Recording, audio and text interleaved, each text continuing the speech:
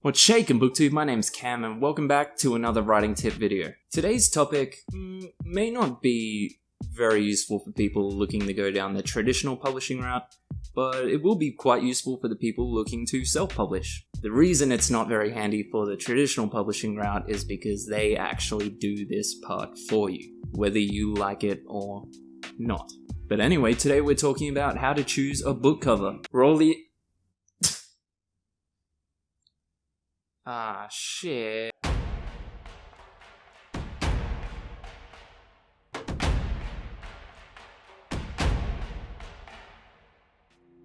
Don't judge a book by its cover. It's kind of funny that an expression that is so socially relevant is at its source quite false. I mean, the fact is we do judge books by their covers, and so we should. Without a recommendation from someone else, the book cover is actually the first thing we're going to see, and it's what is going to pull us into purchasing or reading that book.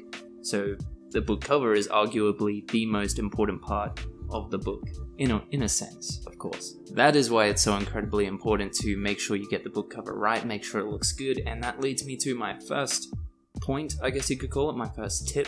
And that is, get it professionally done. I literally can't count on one hand the amount of pitches for books I've heard from indie authors that sound amazing, and the story sounds great, the characters sound rich, I know their writing is good, and then I see the book cover, and suddenly all interest I had in reading the book is just gone. Maybe that sounds shallow, but I'm going to stick to my guns in saying that the book cover is an important part of the book.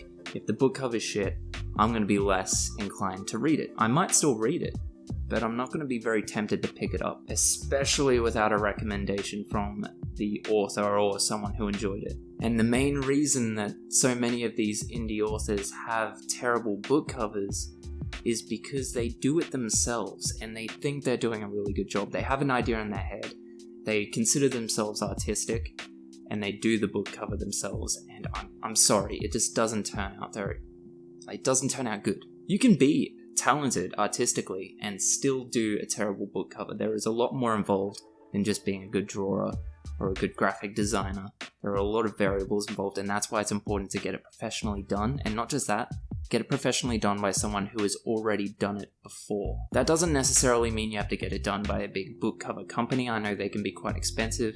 I will tell you about a few other options you have, probably towards the end of the video. I've got a few things I want to mention before that. So stick around and I'll tell you how to get it done cheap, but well. Now this video is kind of coming off the foot of the very last video I uploaded, which was 10 hilariously terrible looking books.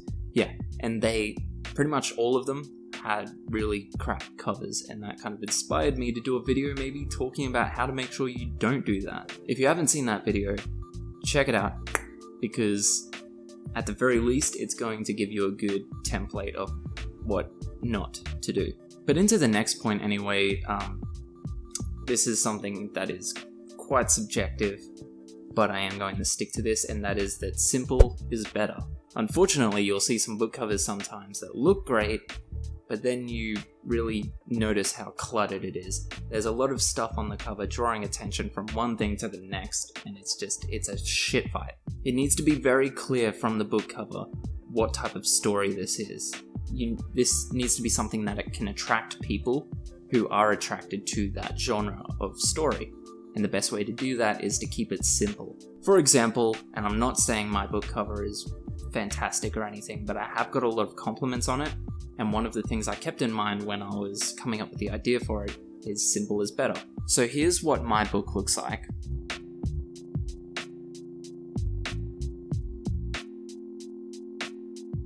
And my story is basically a fantasy action adventure, and I feel like that's pretty clear from the cover, even though all it really is the title and a small graphic. See, I kept it very simple, but you can still tell that it's an adventure or an action due to him having a sword-wielding character jumping out, obviously, and you can tell that there will be an element of romance due to the fact he's reaching out for his female counterpart. So just by looking at that, you already know, without me telling you, that this is an action with romance. And by using the old kind of leathery background there, I feel that this gives you a pretty good idea that it's also a fantasy, due to the border as well that has a very rustic, I guess you could call it, ancient feel, which is used most commonly with fantasy. So there you go. You can pretty much pick up at a first glance that it's an action-adventure fantasy with romance.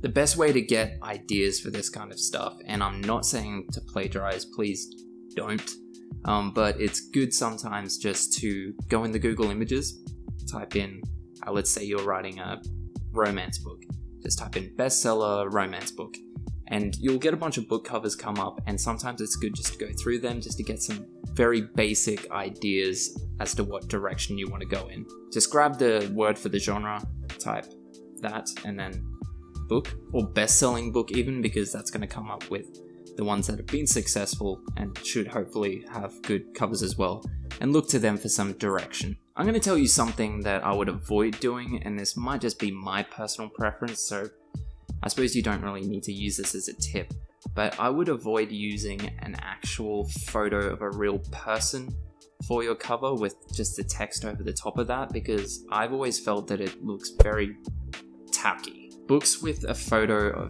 that you can see is very clearly a real person, just a photo of a real person, I've always felt that they just kind of reek of laziness in a way. It feels like there wasn't a whole lot of effort put into it. And if there's not a lot of effort put into the cover, there's sure as hell not going to be a lot of effort put into the story. I know that is quite literally judging a book by its cover, but that is just what I feel at a first glance, and that's okay. So I'd probably try to avoid that. You need to make sure the cover, while being simple, also looks like there's been a lot of effort or thought or creativity put into it. And I realize that's a very vague, broad statement, but just that's where I shifted into your hands. The next one is that the title should really, really jump out. And what I'm going to go into here is that I've seen a lot of new authors do something that a lot of famous authors do. And when I say famous authors, I'm talking about the big ones like Stephen King, J.K. Rowling, etc. And that is that they'll make their name the center of attention on the book cover. Don't do that. That is a very bad choice, and here's why. I mean, it's a very good choice for big famous authors, let's say like Stephen King, because his name is what sells the book. If you're a very new author, your name is not what is going to sell that book. It needs to be the design or the title. That is what needs to grab the reader. That's what needs to grab them before they walk past or scroll past. And to be honest, the very best way to grab their attention straight up is with the graphic or the design. If I was to put it in a list of priorities, I would say it would go design, title of the book, author name. The cover should be grabbing the reader's attention in that order. That's my opinion. You could maybe switch the title with the graphic, but I would probably stick with having the graphic as the center of attention on the book cover, just because that is the easiest way to grab their attention rather than with words. Like the expression goes, a picture tells 1,000 words. I know that sounds cheesy, but just go with it. To again use my book as an example, I feel that in my instance, I use the title as the center of attention. I mean, I feel like that is the very first thing you're going to see, but you'll notice if that is enough to grab your attention will shift down to the graphic, and again, going back to before, that's where you're going to really pick up on what kind of book it is. And then lastly, you may notice the author name.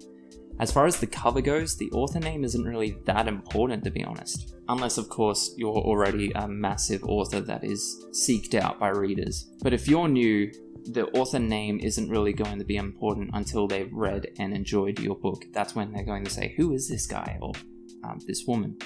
And that's when they will seek out more books with your name. So yeah, not very important for your first book or when you're getting used to it. That's basically it as far as solid tips. I understand these have been quite broad and vague, but again, it's just tricky with something as subjective as saying, this is what makes a book cover look good.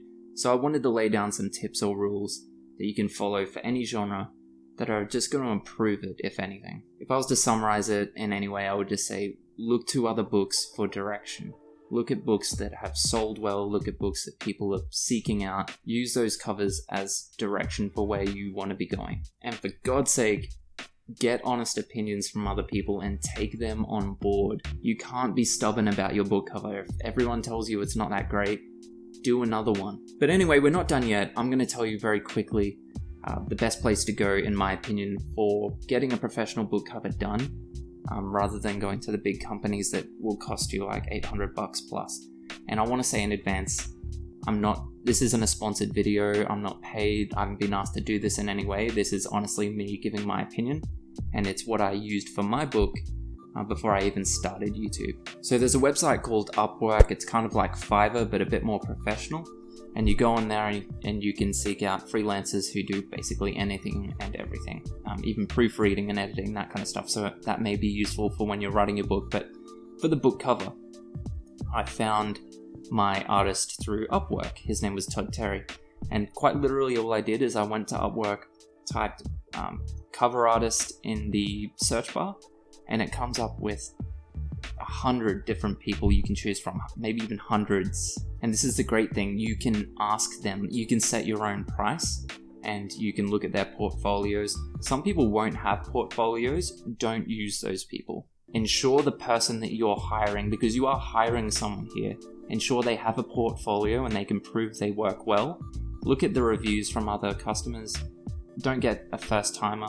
Find someone who has done it before, find someone who has a portfolio of work that you enjoy and you feel is similar to what you're interested in, and find someone who has good reviews. And again, you can set your own price. For example, for this, I set the price at, I think it was like $200, but he said he would have done it for a lot less anyway. But I feel $200 is very cheap. He did the cover for the second one for like, I think it was like $60, but that's mainly just because he had all the templates from this book and they are quite similar. And he did it quickly as well. See, you can set a price and then you set a time span for how long you want them to take, but don't be a dick about it. Be realistic. They may have more than one customer.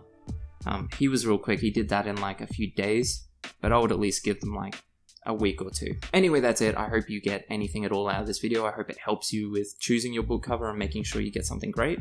If you have any questions, just leave them in the comments. As always, all my social media links are below. If you like this video, if you found it helpful at all, show me some love. Give me a thumbs up. If you haven't already, join the Wolfpack and subscribe. And if you are in the Wolfpack, I'll see you in the next video. Catch ya.